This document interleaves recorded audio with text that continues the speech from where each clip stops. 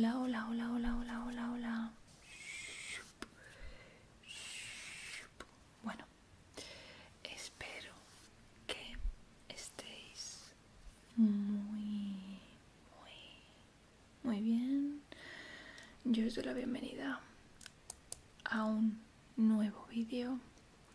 Como veis, tengo aquí mi libretita. Y es que vamos a estar haciendo un vídeo de filosofía con este formato escrito desde este ángulo, que bueno, creo que seguro que es el equipo que tengo muy mejorable, pero bueno, como dijo la tita Anabel en su último vídeo cocinando, hay que decir lo que tenemos, no lo que no tenemos. También tengo el micro relativamente lejos en comparación a lo que lo suelo tener, pero confío que en Soft Spoken me podáis escuchar bien. Así que bueno, hoy más que con una temática, vamos con un autor, ¿vale? Y estoy segura que revisando a este autor van a salir muchas cosas y que nos va a dar seguro para más de un vídeo. Así que estaba comprobando que el micro va. Así que nada, vamos a hacer nuestro título intentando poner la mejor letra posible, porque si no, Alba después me dice que tengo una letra fea. Vamos a estar viendo a Epicuro.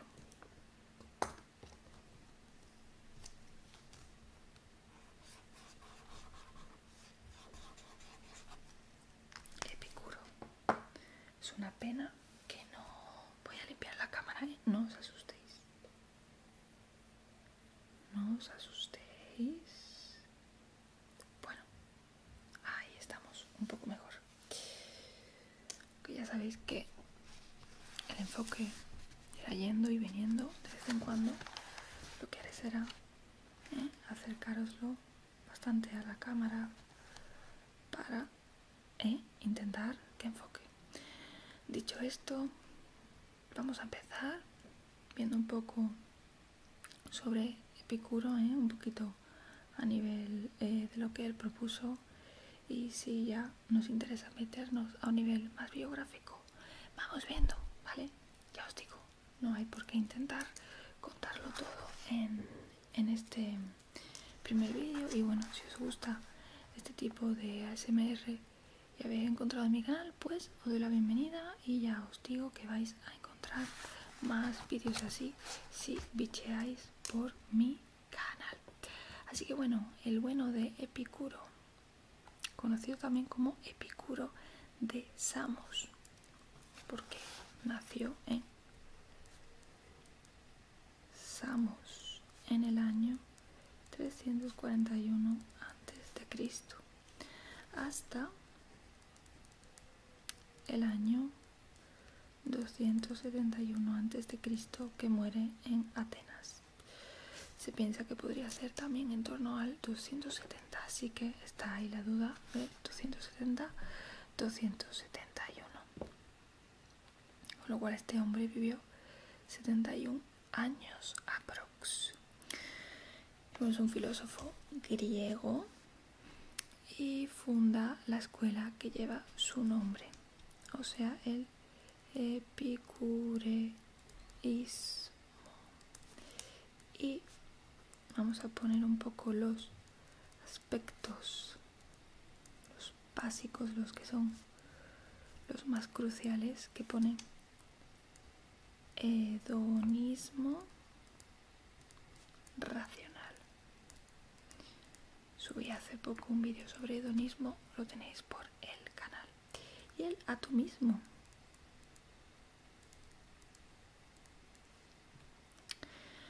Y pone que fue influido por Demócrito, Aristipo, Pirrón y posiblemente por Aristóteles y por los cínicos. También nos salía, me acuerdo, en el vídeo del cinismo. Se volvió contra el platonismo y estableció su propia escuela en Atenas, conocida como el Jardín. Por cierto, es una tontería, pero me encanta el sonido que va haciendo este bolígrafo, no sé si lo podéis apreciar. Y permitió el acceso, fijaos, a mujeres, a prostitutas y a esclavos.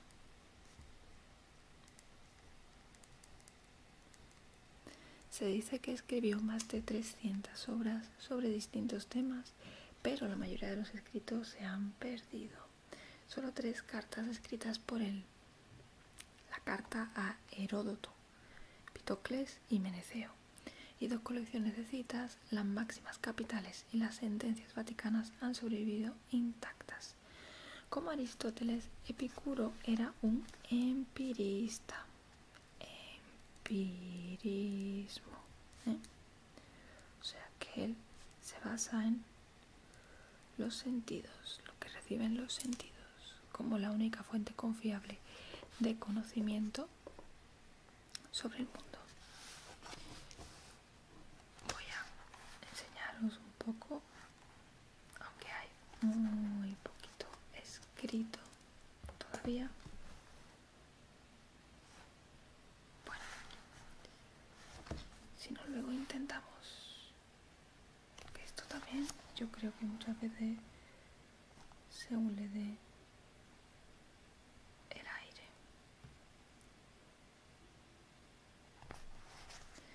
No pasa nada, continuamos. Voy a probar a quitarle, ¿veis? Es que va, de pronto ahí se pone. Voy a intentar a quitarle un poquito de zoom, porque a veces, claro, pongo zoom pensando que va a facilitar el verlo más cerca, pero en realidad dificulta el enfoque. Y ya lo podéis ver aquí. Perdonad la interrupción. Vamos a seguir, y cuando lleve otro poco añadido hago otro parón por si ha desenfocado. Pues eso, se basa en los sentidos como la fuente para conocer el mundo. Las experiencias sensoriales repetidas se pueden usar para formar conceptos. Prolepsis. Prolepsis sobre el mundo, que pueden proporcionar la base para la filosofía. Derivó gran parte de su física y cosmología del filósofo atomista Demócrito. Vamos a poner aquí,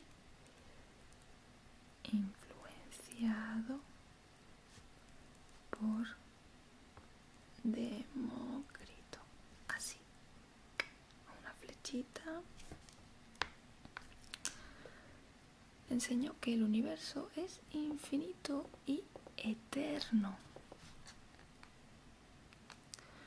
donde toda la materia está formada por diminutas partículas invisibles llamadas átomos. Se manifestó en contra del destino, la necesidad y el recurrente sentido griego de fatalismo. Lo vamos a poner aquí. En contra de destino, necesidad y fatalismo. El fatalismo tengo yo pensado que podamos hacer otro vídeo. La naturaleza, según Epicuro, está regida por la necesidad, porque ha dicho entonces que está en contra de la necesidad. Bueno, a lo mejor ahora lo necesitamos. Y el azar, vamos aquí, azar, entendiendo como ausencia de causalidad debido a la desviación producida por la caída de los átomos en el vacío. Y esta desviación es parénclisis, impredecible desviación que sufren los átomos. Pues vamos a ponerlo aquí. No causalidad.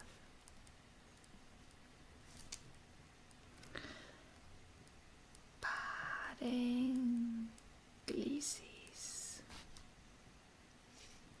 Permitiendo así que los humanos posean libre albedrío. como fundamento de la ética de un universo determinista. Universo determinista. Para Epicuro, el propósito de la filosofía era la búsqueda de la felicidad, eudaimonía.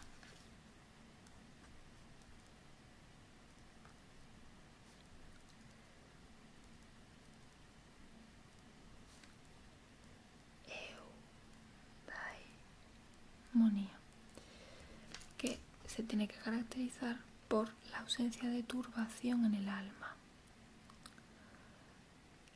Ataraxia,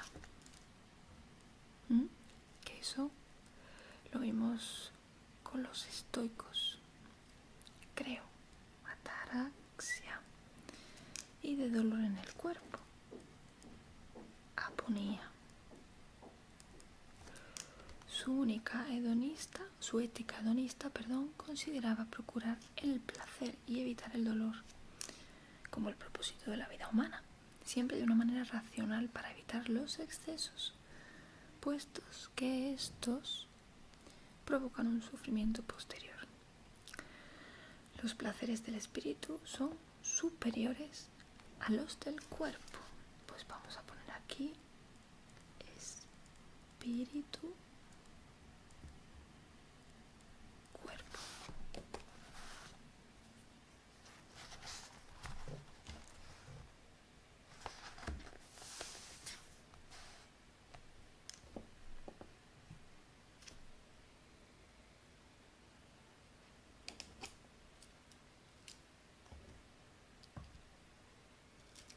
A ver si así, quitando cosas que rayen a la cámara. Mirad cómo se puede enfocar en la parte de lo que está en contra, del azar, y de la búsqueda de la felicidad y cómo entiende la felicidad, ¿no? Pues con esto que hemos dicho de un estado mental que no tenga perturbaciones, un estado físico que no tenga dolor y todo ese hedonismo, pero siempre teniendo en cuenta que lo espiritual está muy por encima de todas las satisfacciones físicas.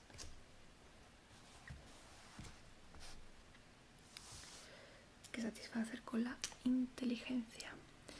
Criticaba tanto el desenfreno como la renuncia a los placeres de la carne y arguía que debería buscarse un término medio donde los goces carnales deberían satisfacerse siempre y cuando no conllevaran un dolor en el futuro. Manifestó que los mitos religiosos son falsedades que amargan la vida y que no se debe temer a los dioses porque no se preocupaban por nuestras vicisitudes. Abogó por una filosofía de la vida sencilla y autosuficiente,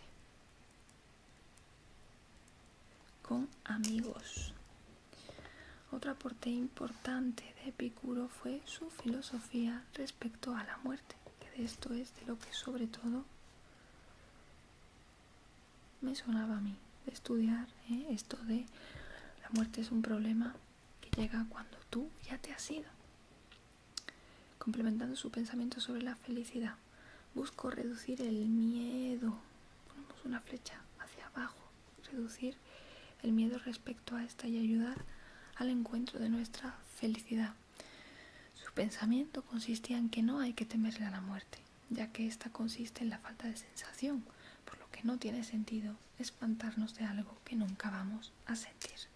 A su vez, explicó que mientras existimos, la muerte no estará presente, y cuando esté presente, nosotros no existiremos, lo que significa que jamás estaremos en una relación directa con nuestra muerte, concluyendo así con la idea de que no hay que temerle a algo que no estará presente mientras existamos en este mundo. Ay, querido amigo Epicuro, que yo creo que los mayores temores del ser humano son acerca de cosas que no se materializan, ¿no? Las mayores angustias vienen de los fantasmas que tiene cada uno y a la vez todo eso que no tiene, pienso yo, que no tiene soporte físico, pero a la vez está tan presente y es tan real como algo que sí que lo tiene.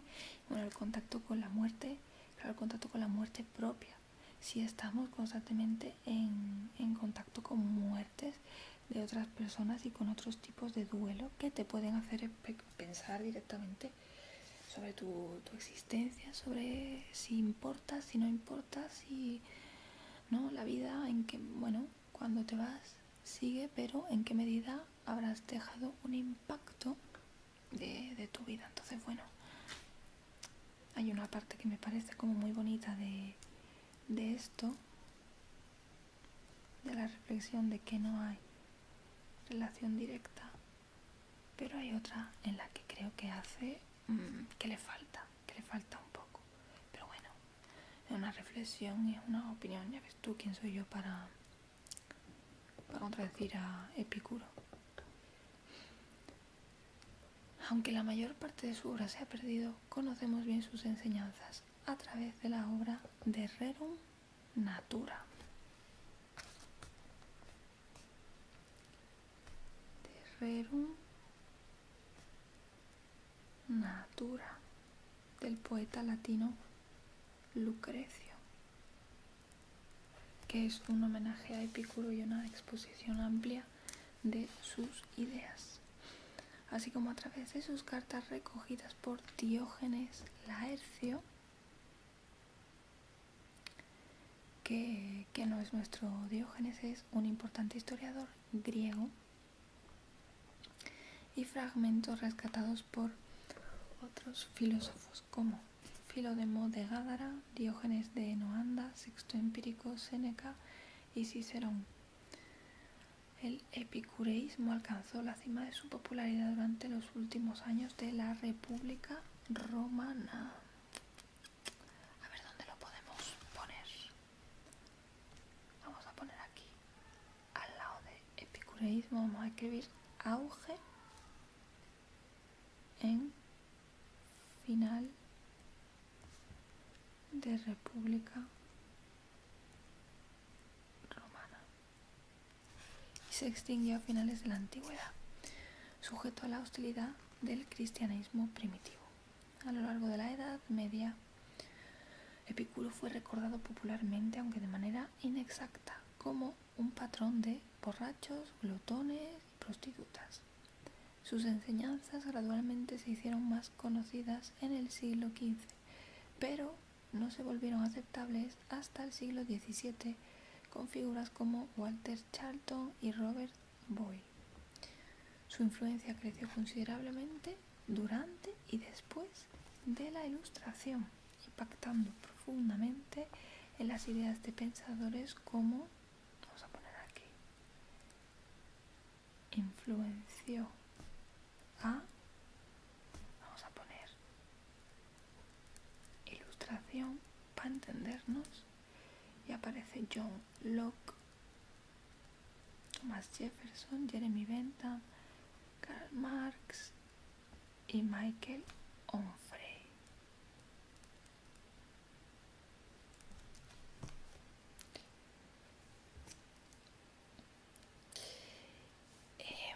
Y sí que nos aparece bastante de la biografía. Voy a echarle un ojo a epicureísmo. Vale, pues espero que os parezca bien. Hoy vamos a mirar más un poco sobre el epicureísmo, y si os gusta este vídeo podemos hacer una parte 2 con los aspectos más biográficos de la figura de Epicuro. Así que bueno, a ver qué encontramos en epicureísmo. Uy, lo siento, me iba a hacer sonido el WhatsApp web, me perdonáis.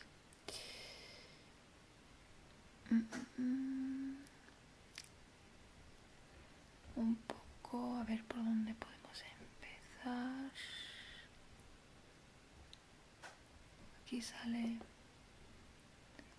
el jardín, que es su escuela filosófica a las afueras de Atenas, próxima a la Academia Platónica, y desarrolló en el jardín sus ideas de amor hacia el campo. Más que un verdadero jardín, su escuela se trataba de un huerto, un espacio rural ajeno a la ciudad. Su ideal de vida oculta y su rechazo hacia los planteamientos intelectuales y políticos de la Academia Platónica. La vida en la comunidad era sencilla y dependió en materia económica por contribuciones voluntarias. Los seguidores de Epicuro fueron conocidos como los filósofos del jardín. Los filósofos del jardín o aquellos del jardín, y coexistió con la Academia de Platón. Y bueno, aquí nos cuenta que él prefería vivir lejos del ambiente urbano, en un lugar relajado para la reflexión. Por el contrario, la escuela estoica nació en los soportales del ágora de la Acrópolis, y sus miembros intervenían en asuntos políticos de la ciudad. O sea que estos yo creo que serían seguramente como los hippies, ¿no? Se trataba, pues, a diferencia de la Academia de Platón o el Liceo de Aristóteles, de un lugar más destinado al retiro intelectual, en una comunidad fraternal que, basada en la paideía,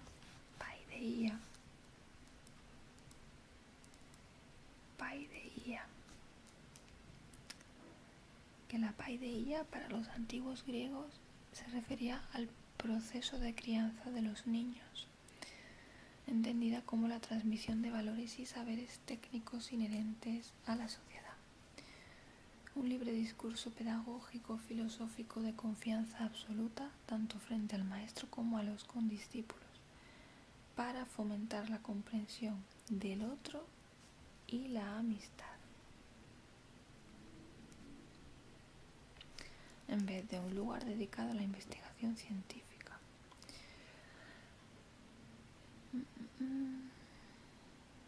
El deseo de hablar a una amplia gama de personas fue muy importante en la escuela de Epicuro.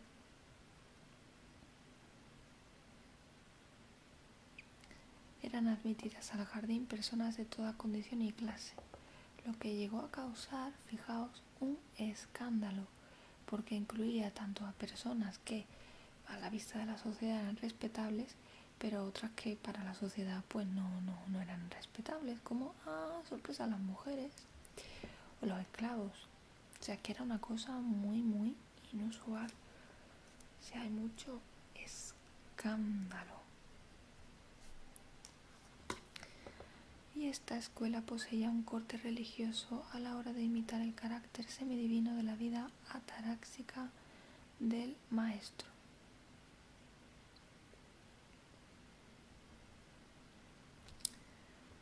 Para Epicuro había 3 tipos de personas.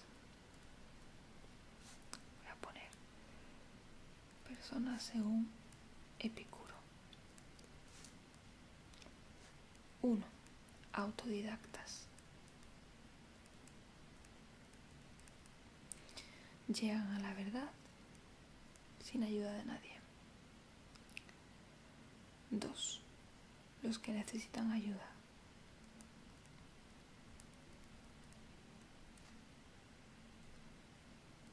Pero son muy capaces de seguir. Y los que pueden ser dirigidos al bien, pero necesitan no solo ayuda, sino coacción.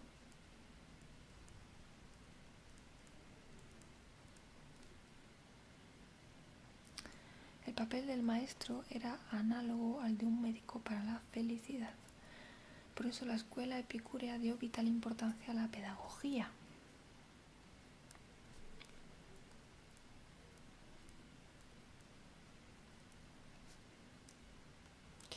Y había una jerarquía: los filósofos, los escolarcas, los profesores, los imitadores y los Katas Kewazomenoi, alumnos en vías de preparación.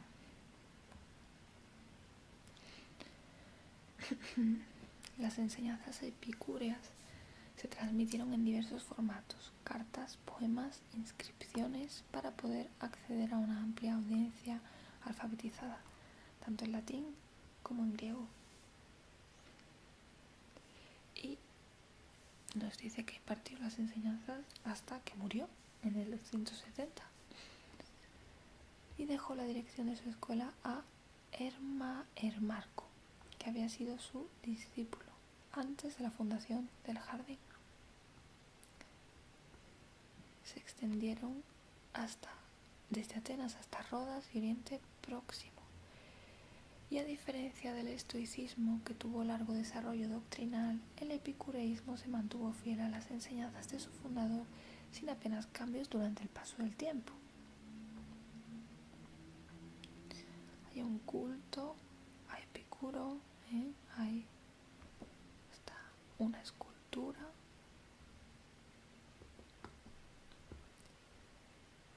Que voy a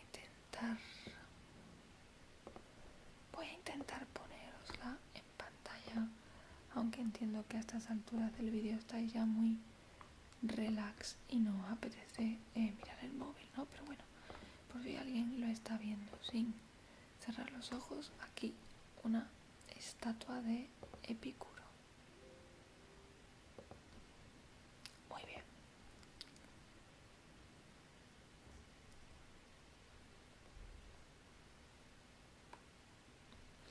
Hay una fiesta que se celebra entre los epicúreos en conmemoración a Epicuro y a Metrodoro, que se llama Eikas, en griego Eiki, 20. Es una celebración mensual que tiene lugar el día 20 de cada mes. Y se volvió algo tan característico que los detractores les dieron el sobrenombre de Eikadistae, la gente del día 20.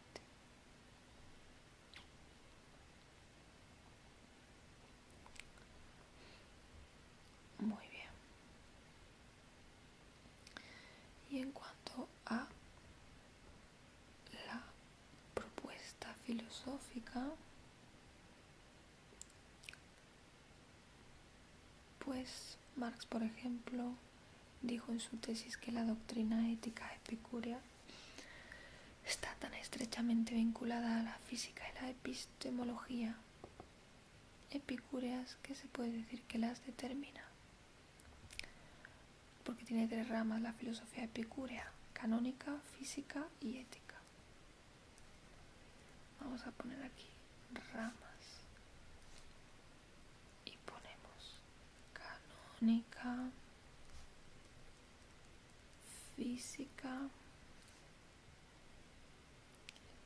y ética.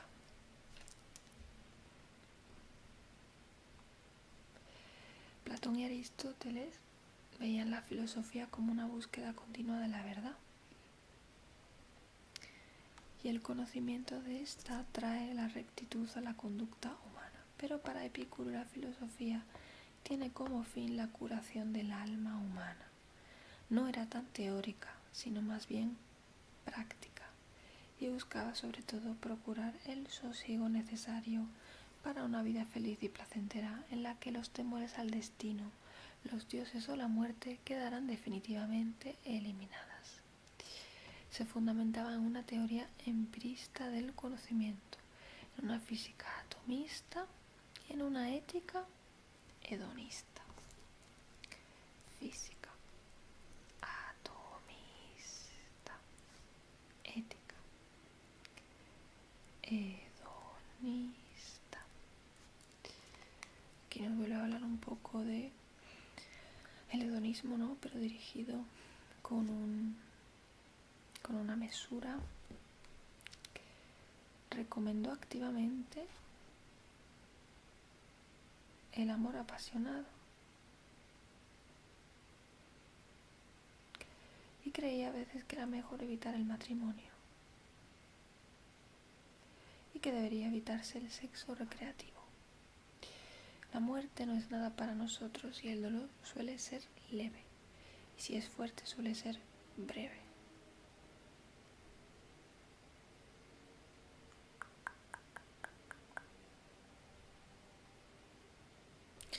No niega la existencia de los dioses, pero niega la participación en el mundo. Niega la participación en el mundo de los dioses, que no tiene nada que ver con la vida humana ni con el resto del universo.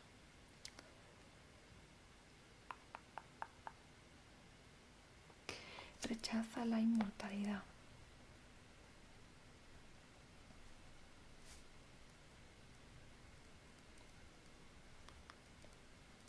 Cree en el alma,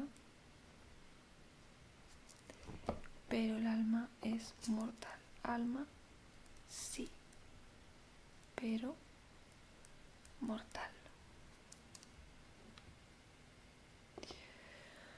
Y rechazo cualquier posibilidad de la vida después de la muerte. Non fui, fui, non sum, non curo. No fui, yo, no soy, no me importa. Que está escrito en las lápidas de sus seguidores. Epitafio, epitafio, epitafio, epicúreo. Non fui, fui, non sum, non curo. Y la cita a menudo es usada en funerales humanistas. Y ahora ya nos viene a comentar sobre física, átomos, vacío, partes mínimas, movimiento de los átomos, canónica, ética, política, religión, influencia y lo dicho. Si os ha llamado la atención, puedo hacer sin problema una parte 2. Aquí os lo dejo para que podáis leer bien esta segunda hoja de pequeños apuntes que yo los hago de forma meramente anecdótica para el vídeo, pero por numerosos comentarios veo que os es útil ir viendo y leer, así que genial. Nada, espero que os haya gustado y nos vemos en un próximo vídeo. Chao. Hola, hola, hola, hola, hola. Bueno, ¿qué tal? Espero que estéis muy bien. Os doy la bienvenida a un nuevo vídeo y hoy toca uno de esos vídeos que cualquier compañero de ASMR sabrá de lo que hablo, que es el vídeo que tienes que iniciar la introducción muchas veces entre fallos de colocación y Dakota, que como tengo el trípode puesto le encanta jugar con el trípode. Espero que por ahora haya desistido y por eso, como veis, ya había iniciado a escribir de este tema que hoy nos ocupa. Llevaba mucho sin grabar vídeo, la verdad. He tenido muy poco tiempo para grabar y ya por fin puedo ponerme a grabar este vídeo. Y también dejé hecha una lectura para los miembros.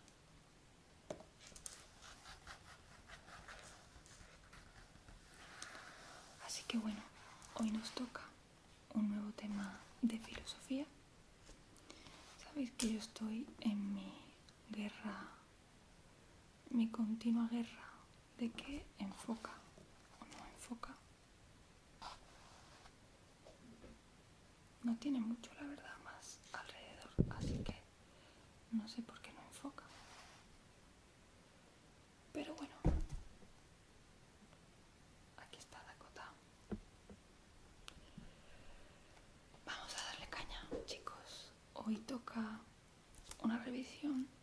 del pesimismo.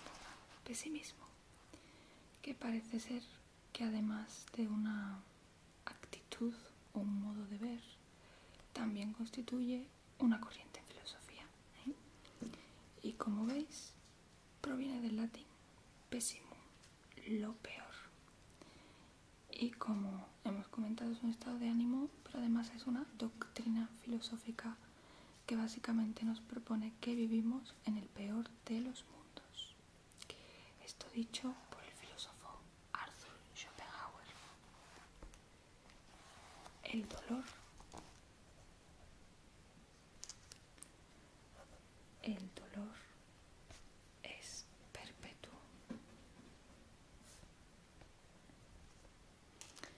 Y nuestro destino sería tratar de obtener lo que nunca tendremos.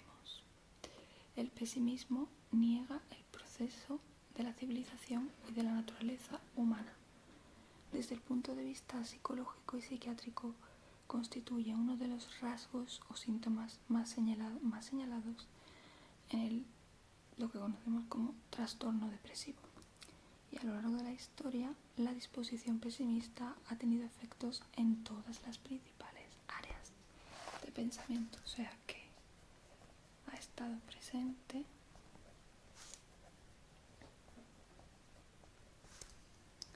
en toda la historia.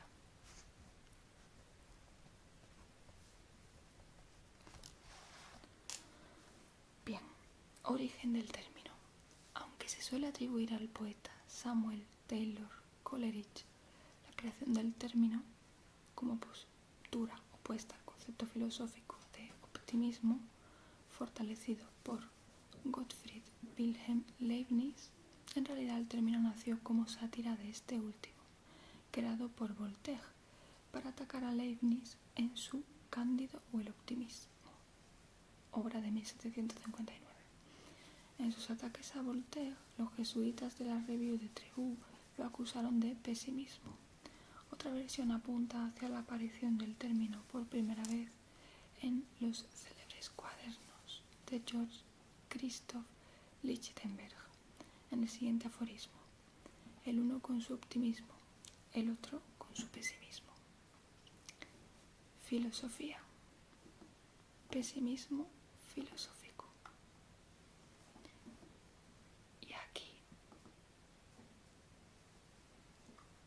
me enseña un cuadro que os lo voy a poner aquí en pantalla.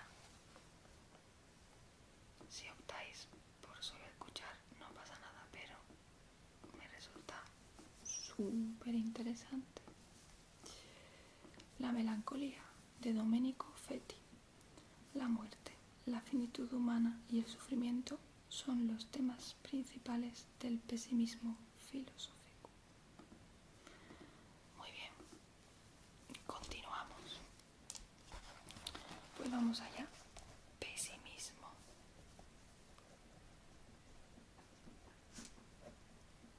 Filosófico. Ya estoy viendo que debería haber hecho la letra más grande, ¿eh? Pero bueno. Y ahí, si escucháis de fondo, la Dakota está jugando con un ratón de peluche. Pesimismo filosófico. Pues reúne una serie de puntos de vista que asignan un valor negativo a la vida o a la existencia.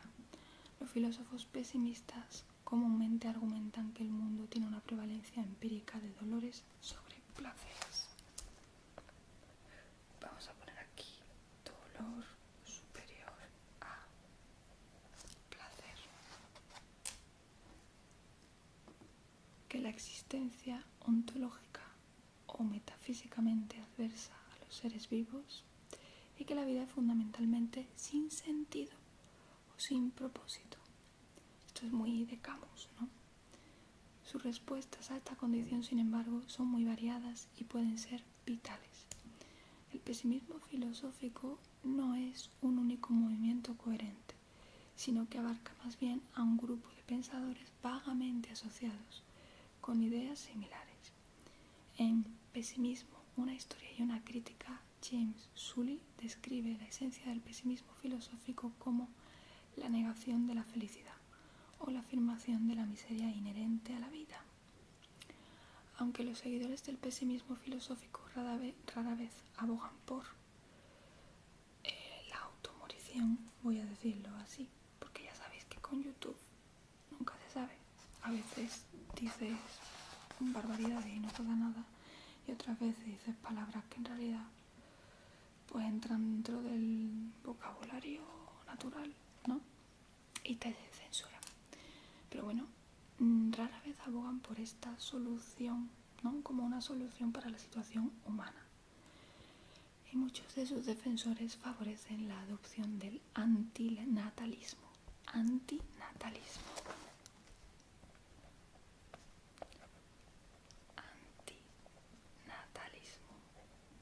Básicamente, la no procreación. Y tenemos ejemplos de pensamiento pesimista en la religión. Por ejemplo, en el budismo.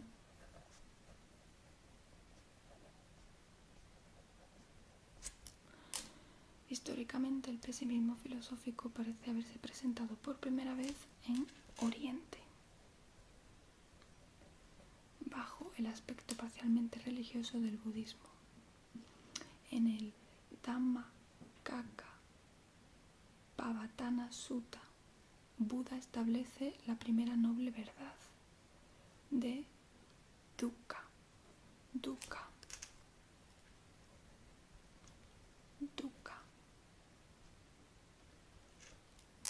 que significa básicamente sufrimiento.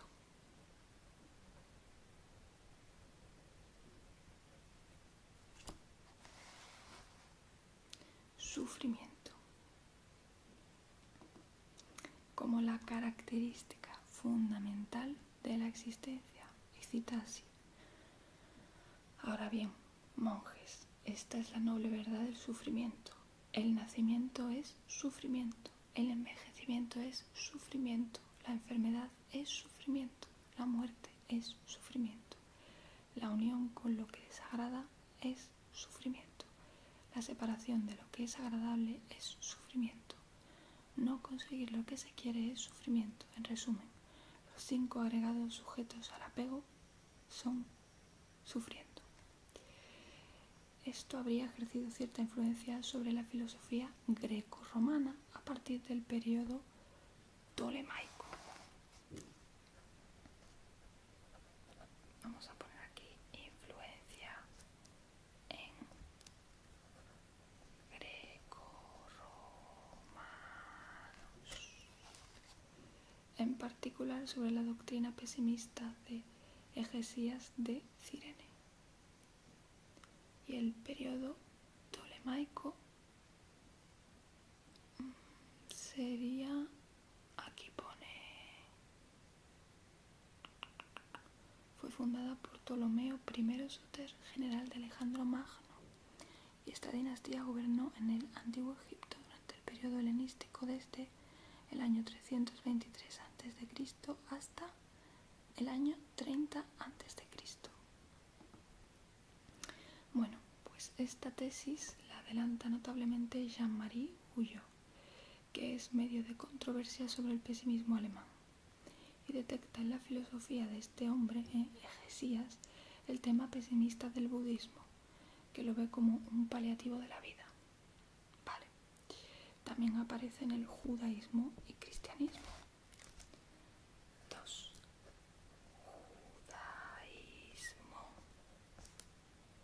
y cristianismo.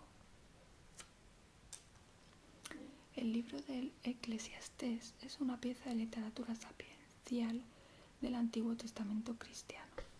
Y en el capítulo 1 el autor expresa su punto de vista sobre la vanidad o falta de sentido de los esfuerzos humanos en la vida. La muerte es un elemento importante del pesimismo del autor, aunque considera que la sabiduría es más valiosa que la locura. La muerte esencialmente vicia su superioridad, y debido a esto el autor llega a aborrecer la vida. En la Biblia, Jesús a veces mostró dudas sobre el valor del mundo. Por ejemplo, en el Evangelio de Juan. Si fueras del mundo, el mundo te amaría como a uno mismo, porque no sois del mundo, sino que yo os he escogido del mundo, por eso el mundo os odia. Aparece también en el gnosticismo, que el gnosticismo no es lo mismo que ser agnóstico, ¿o sí? La Iglesia Católica los considera herejes y es una filosofía... esto es gnosticismo. Agnóstico será lo contrario, ¿no? Pero básicamente se caracteriza por una filosofía de salvación basada en la gnosis, es decir, en el conocimiento de lo divino, denigración del mundo terrenal creado por un poder maligno. En general, el gnóstico considera negativamente al cuerpo. Es una prisión, una tumba, donde está encerrado el auténtico yo. Gnosticismo.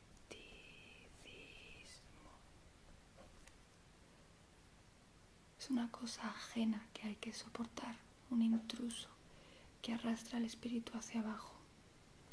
La carne se interpreta en este sentido como humillación y sufrimiento. La visión pesimista de los gnósticos se extiende a todo el cosmos, concebido como una obra fallida, fatal, criminal. El hombre es arrojado en él y luego es encerrado sin esperanza.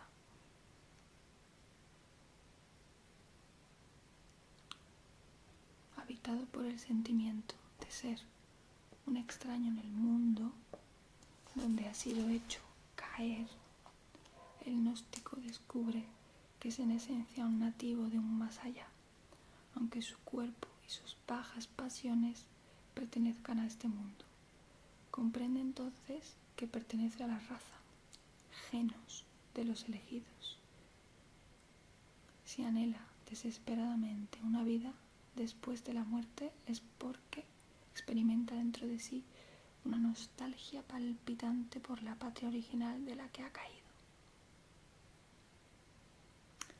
Aquellos cuya parte superior del alma ha quedado extinguida o que carecen de ella, es decir, todos los individuos que los gnósticos llaman ílicos, la mayoría de seres humanos y todos los animales, están condenados a la destrucción o a vagar por el mundo, atravesando el ciclo de las reencarnaciones. O sea que esta gente sí que son una buena bajona y mucho más místico, ¿no?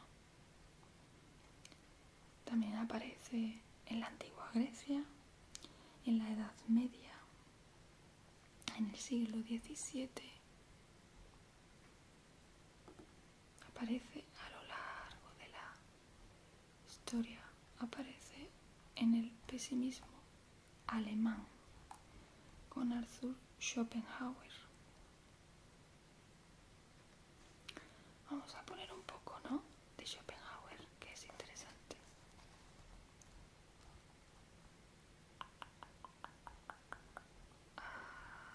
Aquí. Ya sabéis que también está en la antigua Grecia, en la Edad Media, en el siglo XVII.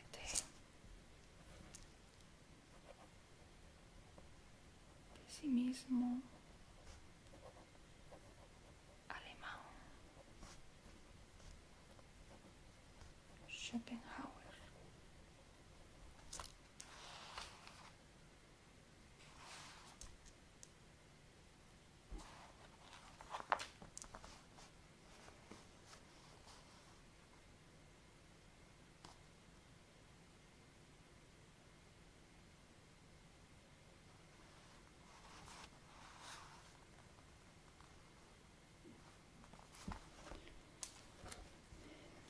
Las primeras manifestaciones del pesimismo filosófico hemos visto que se remontan en la antigüedad, pero nunca antes tomó un giro tan sistemático y tan reflexionado como en Alemania en la segunda mitad del siglo XIX.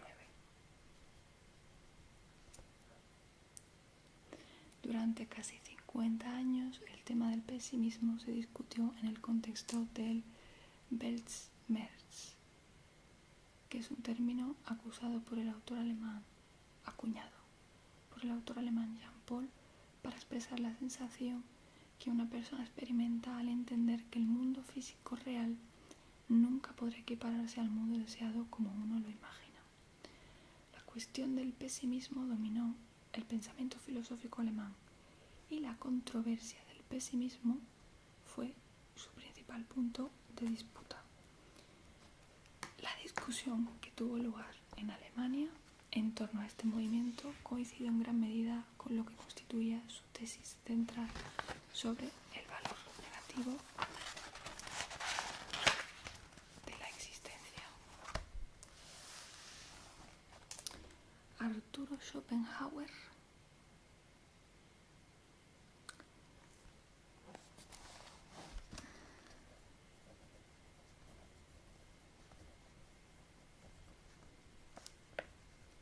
fue la primera sistematización del pesimismo filosófico. Primera sistematización del pesimismo con una estructura metafísica subyacente.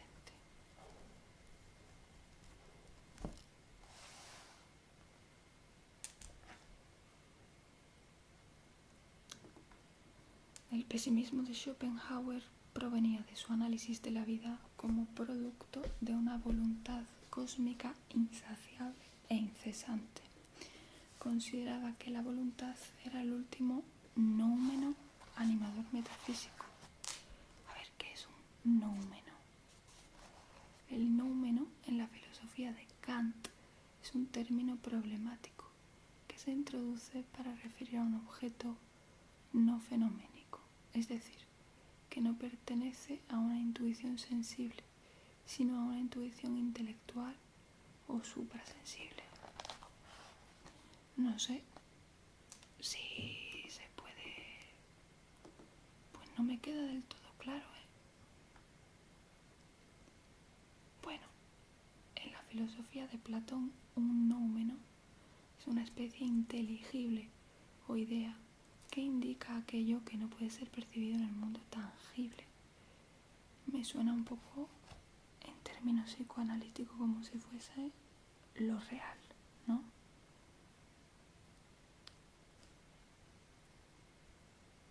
Podría ser algo así, ¿no? Algo que no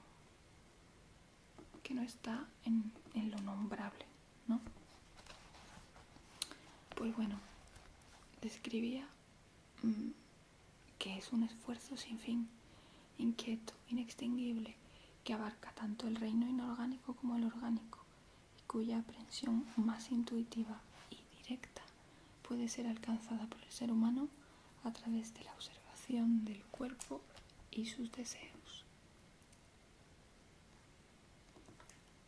La voluntad y el esfuerzo son toda su esencia, y se puede comparar con una sed insaciable.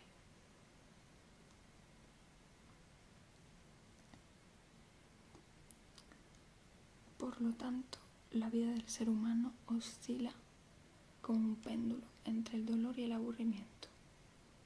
Vaya, es bastante deprimente. Schopenhauer vio la razón humana como débil e insignificante en comparación con la voluntad. En una metáfora comparó el intelecto humano con un cojo vidente que cabalga sobre los hombros de un hombre fuerte pero ciego, la voluntad. Señaló que una vez que los deseos están satisfechos, el sentimiento de satisfacción no dura mucho, siendo simplemente el punto de partida de nuevos deseos, y que como resultado los humanos pasan la mayor parte de sus vidas en un estado de lucha sin fin. Hombre, yo lo que puedo reflexionar leyendo esto es que si llegases a un punto de satisfacción total, ese punto se parecería mucho a la muerte, ¿no? Que sería un estado donde todo está en el cero, que a mí me recuerda mucho a el tánatos, ¿no? El impulso tanático que describiría Freud. Entonces, bueno, realmente no estar plenamente satisfecho e ir en busca de otra cosa, yo creo que es estar vivo, ¿no? No sé si lo que digo es más optimista o más pesimista, pero incluso los momentos de satisfacción, cuando se alcanzan y no dan paso a nuevos deseos y anhelos, solo conducen a un abandono en el aburrimiento, lo que para Schopenhauer es una prueba directa de que la existencia no tiene valor real en sí misma. Porque, ¿qué es el aburrimiento sino el sentimiento del vacío de la vida? A mí el aburrimiento me parece, no sé si es una emoción como tal el aburrimiento, pero es un estado, ¿no? Me parece súper interesante el aburrimiento.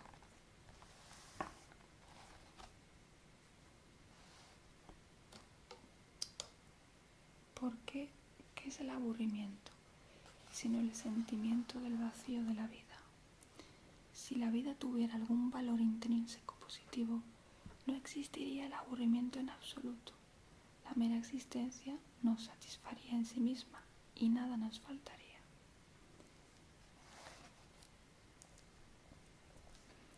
Pues básicamente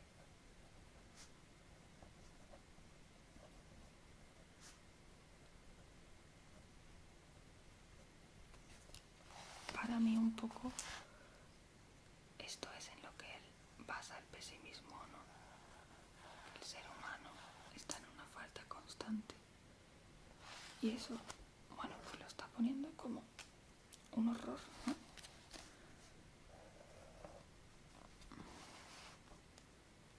Schopenhauer argumentó como Thomas Hobbes.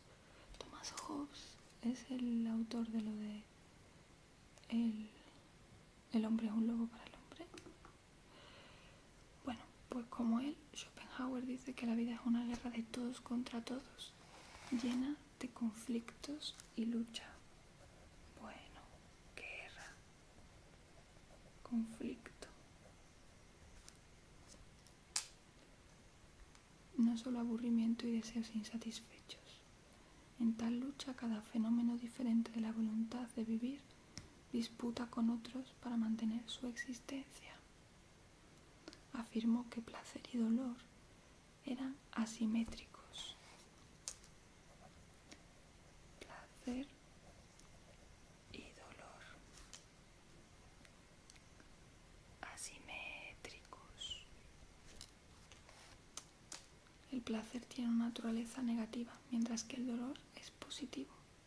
Esto quiere decir que el placer no nos llega originariamente por sí mismo, sino que solo puede existir como eliminación del dolor o deseo preexistente.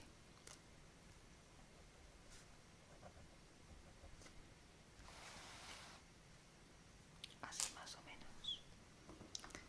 Mientras que el dolor se proclama directa e inmediatamente a la percepción. En cuanto a la vejez y la muerte, a las que toda vida se precipita necesariamente, Schopenhauer las describió como una sentencia de condena de la naturaleza misma sobre cada fenómeno particular de la voluntad de vivir, indicando que todo el esfuerzo de cada fenómeno está destinado a frustrarse a sí mismo y es esencialmente vacío y vano, pues si fuéramos algo valioso en sí o incondicionado y absoluto, no tendríamos como meta la inexistencia. Esto a mí me recuerda un poco al ser para la muerte, que yo creo que era del ser para la muerte de Heidegger. Creo, sí, Heidegger. Uy, perdón.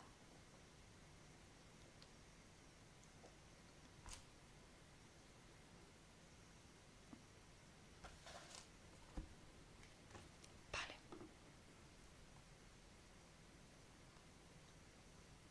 Aquí habla de la contemplación artística como un escape temporal. Y luego nos habla de algunos autores posteriores a Schopenhauer. No sé si Nietzsche se enmarca dentro del pesimismo, ¿no?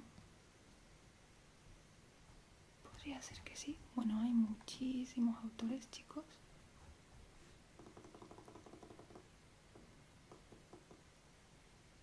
Émile Cioran, la existencia como un exilio al que fuimos condenados al nacer. Voy a guardar este autor, que me parece interesante. Camus y Nietzsche sí que sale. Bueno, lo vamos a dejar aquí. Os escucho en comentarios que... Ay, quiero que enfoque.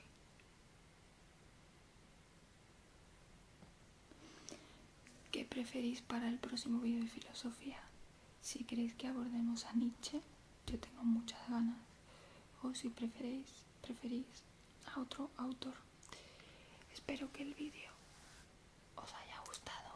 Muchas gracias por el apoyo y nos vemos en el próximo vídeo. Chao. Hola, hola, hola, hola, hola, hola. ¿Qué tal? Bueno, espero que estéis muy bien. Yo aquí os traigo un nuevo vídeo de filosofía. Me permitís que voy a mover un poquito mi micro para poder estar más cómoda. Y hoy traemos un nuevo vídeo de filosofía. Ya veis aquí qué autor vamos a estar repasando, vamos a estar conociendo. Y si ya conoces mi canal, sabrás que siempre intentando hacer una lectura crítica. Así que nada, te doy la bienvenida. Espero que te guste mucho el vídeo, que quizá aprendas algo nuevo o te relajes, o de cualquier manera que sea un momento ameno y agradable para ti. Así que bueno, vamos con Nietzsche, autor que recuerdo perfectamente conocer en el instituto y encantarme. Así que lo tengo por aquí. Vamos con algunos datos más biográficos. Tengo por aquí a esta bichita. Y Nietzsche nació el 15 de octubre de 1844. Era librano, mi buen amigo, y murió el 25 de agosto de 1900. O sea que murió joven. Y fue un filósofo, poeta, compositor musical y filólogo alemán, cuya obra ha ejercido una profunda influencia en el pensamiento mundial contemporáneo y en la cultura occidental. Me voy a encender el ratón y así no os molesto con la mano.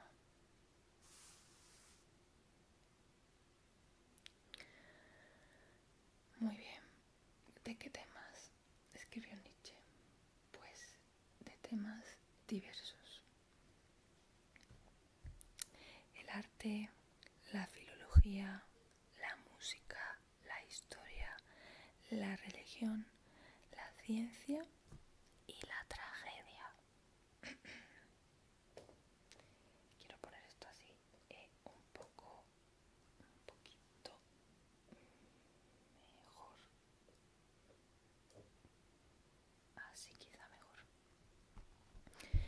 y fue muy crítico con la cultura, la religión y la filosofía occidental, mediante la genealogía de los conceptos que las integran, basada en el análisis de las actitudes morales positivas y negativas hacia la vida.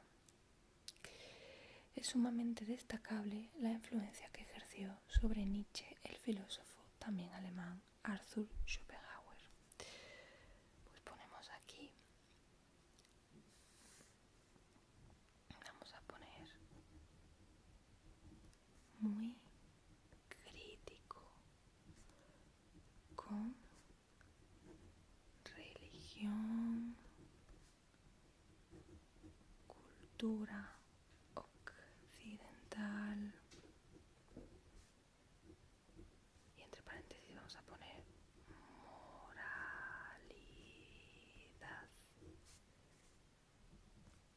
Ay, ya sabéis que luego os acerco esto porque la cámara no me enfoca muy bien, pero hoy especialmente me está enfocando peor.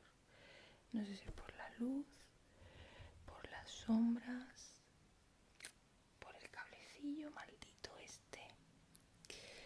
Vamos a poner influenciado por a punto Schopenhauer, así, a quien consideró su maestro, si bien es cierto que no siguió de manera dogmática las ideas de este último, y en muchos aspectos se aleja de su pensamiento, llegando incluso a realizar una crítica radical de sus ideas filosóficas. Meditó sobre las consecuencias del triunfo del secularismo de la Ilustración.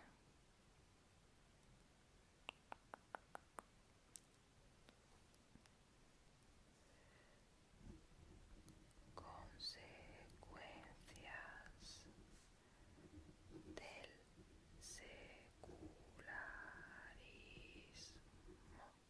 Y podemos poner entre paréntesis Ilustración.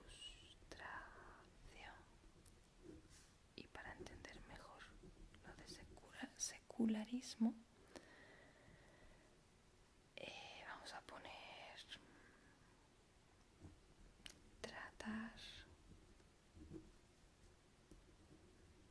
asuntos, este boli, humanos en base al mundo material. No, ponemos un aspa, no sobre la religión. Y de aquí su frase hiper conocida de Dios ha muerto. A ver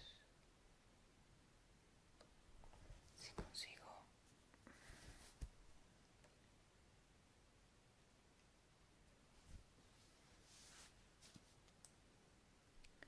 Puede ser que el problema esté en que capta este cable. Sí, va a ser eso. A ver si así mejor. Y de aquí su frase tan conocida, de Dios ha muerto.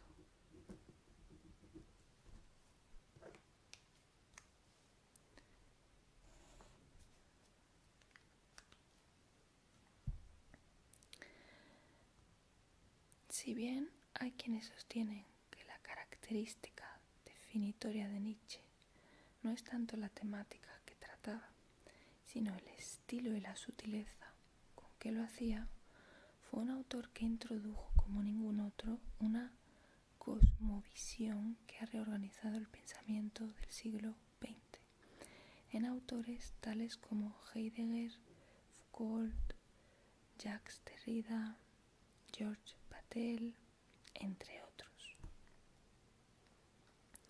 Cosmovisión, cosmovisión, imagen o figura general de la existencia. Vamos a ponerlo aquí. Vamos a poner impacto en siglo XX. Cosmovisión, cosmovisión.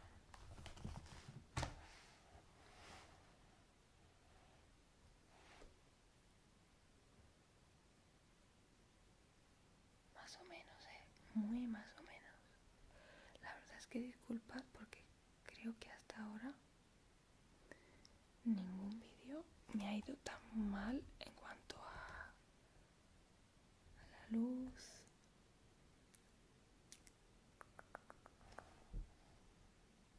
Ay. En cuanto a la luz y en cuanto al enfoque. Alba ASMR siempre me insiste mucho con que ponga un flexo o una pequeña lámpara al final de que hacerle caso.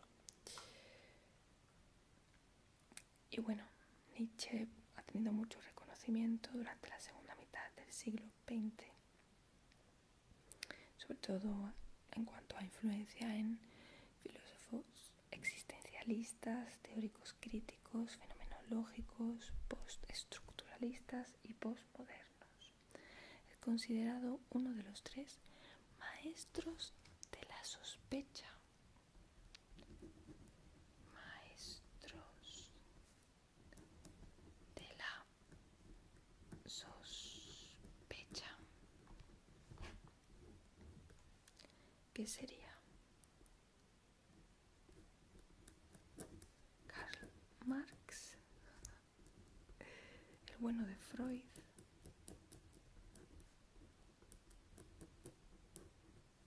y Nietzsche.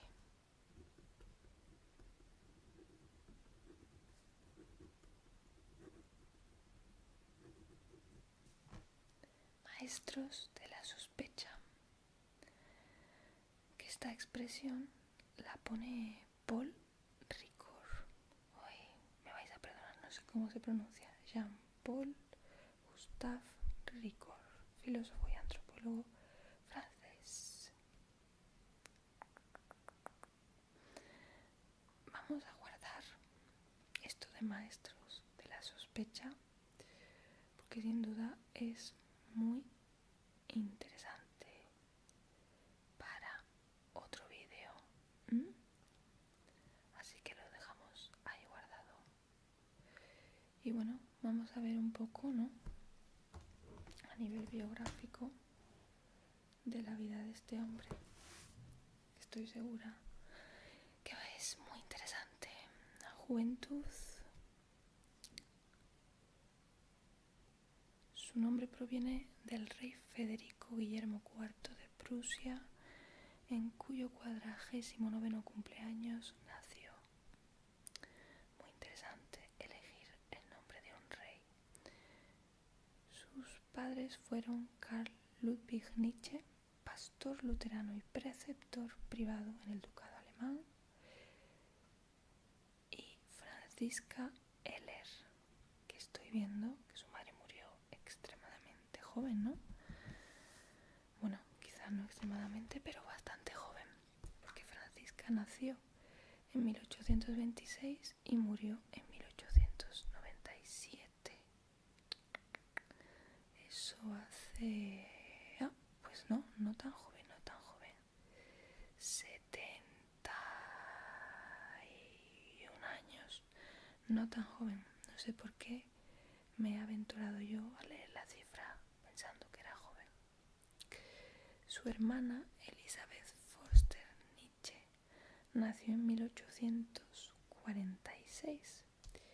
Tras la muerte de su padre en 1849, que sí que muere joven, muere con 46 años, muy joven, y de su hermano menor en 1850, la familia se trasladó a Naumburgo, donde vivió con su abuela materna y las hermanas solteras del padre, bajo la protección de Bernhard Daschel, un magistrado local.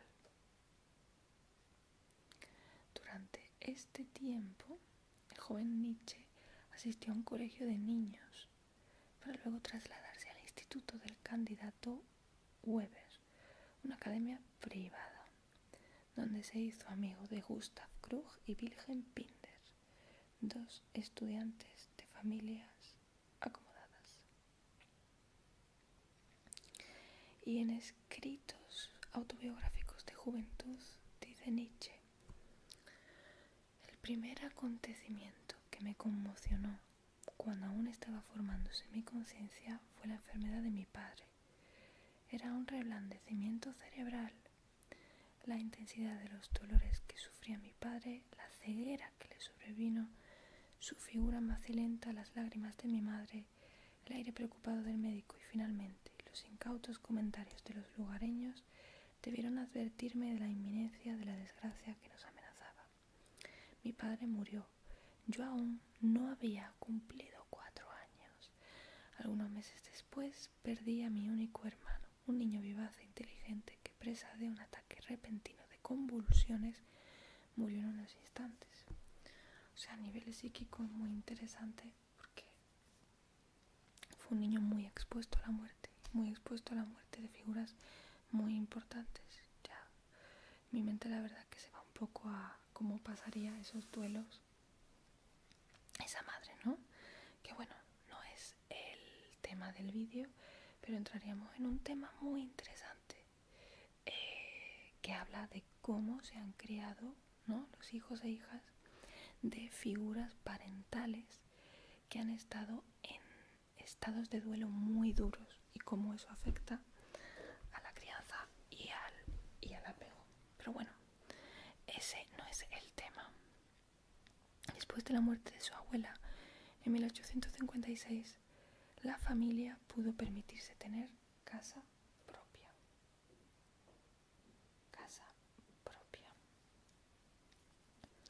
Este año escribe su primer tratado filosófico titulado Sobre el origen del mal, habiendo demostrado un talento especial para la música y el lenguaje, y fue admitido en la reconocida Schulforta, donde continuó sus estudios, y aquí se hizo amigo de Paul Deussen. También escribió poemas, composiciones musicales. En 1865 se familiarizó con la obra de Schopenhauer.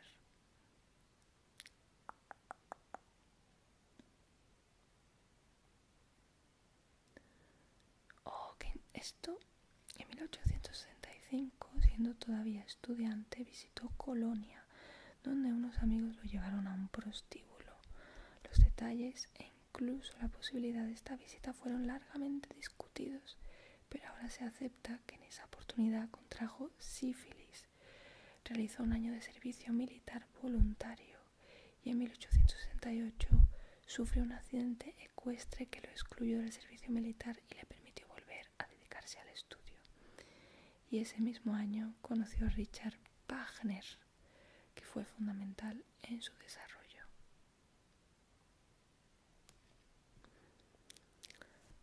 Me está molestando bastante que no podáis tener esto nítido, aunque sea para mirarlo, pero bueno.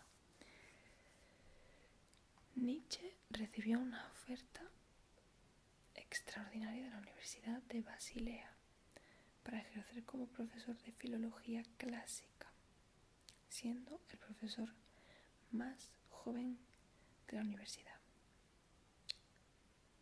Descubrió que el ritmo y la métrica poética de los antiguos dependía únicamente de la duración de las sílabas, a diferencia de la métrica moderna que se basa en la acentuación.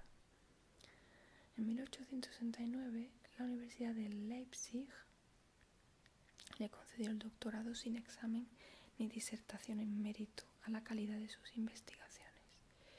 E inmediatamente la Universidad de Basilea lo nombró profesor de filología clásica.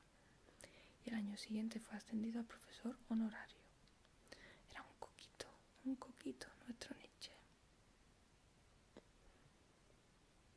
Tras trasladarse a Basilea, Nietzsche renunció a su ciudadanía alemana, manteniéndose durante el resto de su vida oficialmente apátrida. Eso significa que no eres de ningún lado, ¿no? Sin embargo, en 1870 obtuvo un permiso para servir en el bando prusiano en la guerra franco-prusiana, pero solo como sanitario, ya que la neutral Suiza le impidió reclutarse como combatiente. Contrajo difteria, disentería, fue testigo de los efectos traumáticos de la batalla, y estas enfermedades le arruinaron la salud de por vida. Fue testigo del establecimiento del Imperio Alemán y el auge de Otto von Bismarck, a quien veía con escepticismo.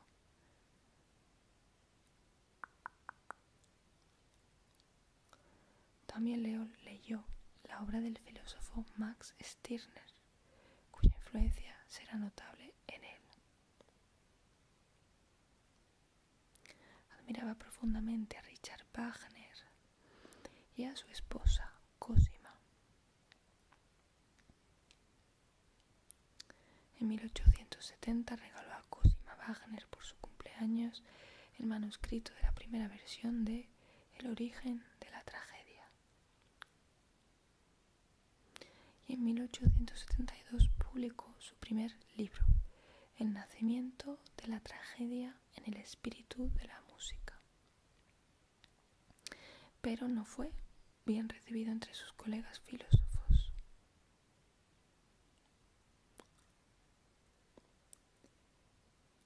En el 1879, tras un declive de salud, se vio forzado a abandonar su puesto como profesor. Épocas de carencia visual que rozaba la ceguera, fuertes migrañas y violentos ataques estomacales. No sé yo si Nietzsche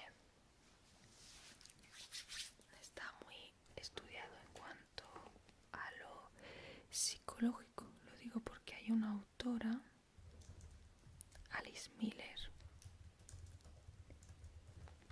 que hace una revisión buenísima de distintos autores, escritores, artistas, de el maltrato infantil, qué vida atravesaron, y algo tenemos aquí de Nietzsche. Alice Miller escribió un libro llamado La llave perdida y realiza una psicobiografía de Nietzsche, Picasso, Kate Kollwitz y Buster Keaton. En su último libro, El cuerpo nunca miente, la autora incluyó análisis de Dostoyevsky, Chekhov, Schiller, Rimbaud, Mishima, Proust y James Joyce. Según Miller, Nietzsche no vivió en una familia amorosa. Su legado filosófico es una metáfora de un impulso inconsciente de rebelión en contra de la opresiva tradición teológica de su familia.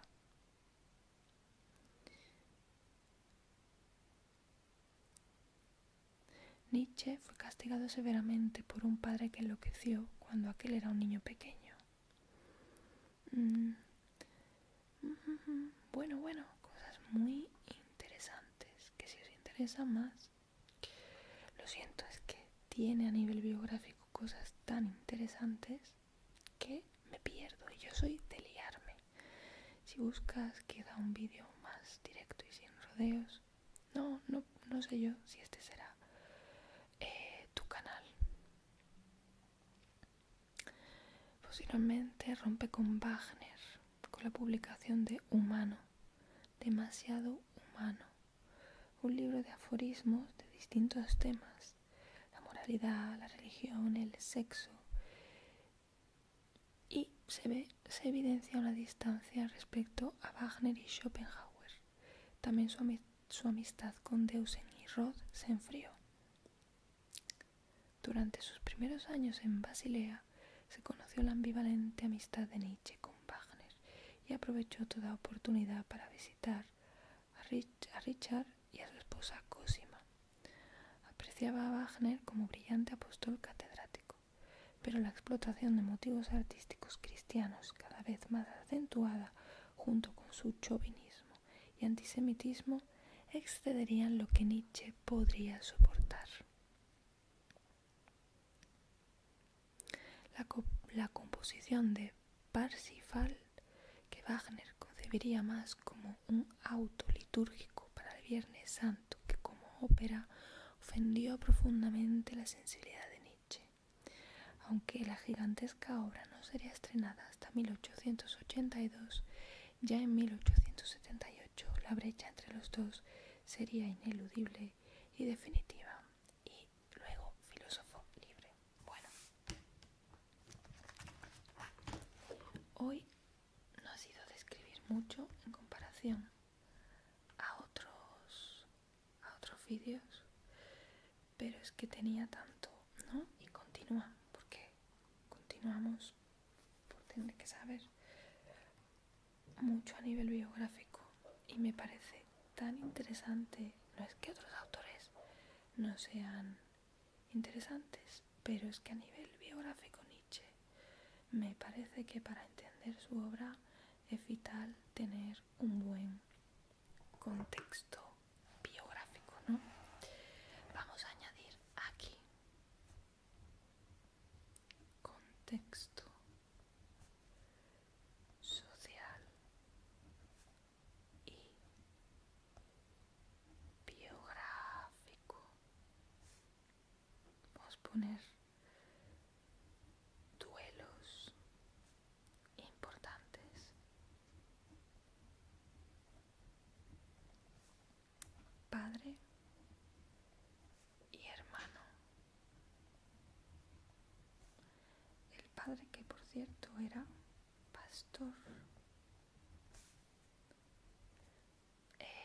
¿Qué más le podemos poner? Profesor de honor a muy temprana edad.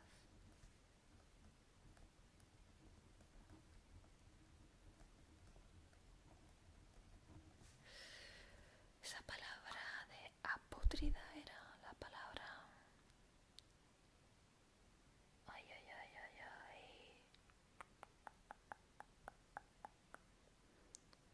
A ver, ¿dónde estaba esa? Apátrida. Apátrida. Guerra franco-prusiana.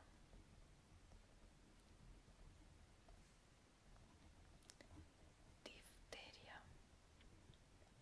Disentería. Y no menos importante, el trauma.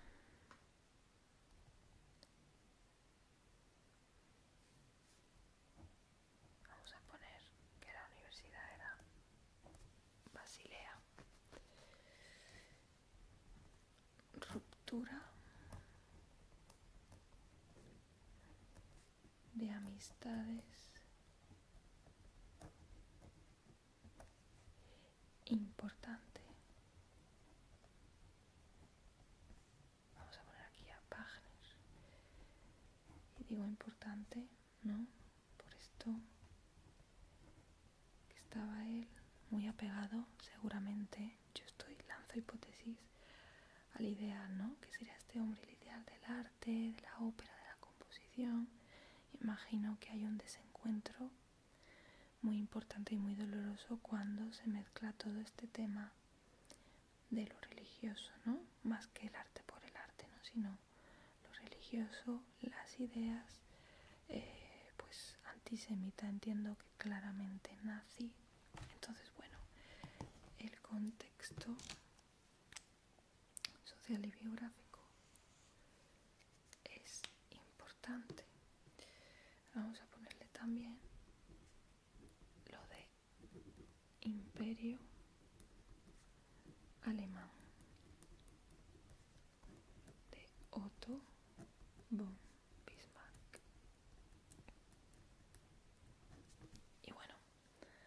así nos queda este primer acercamiento a Nietzsche.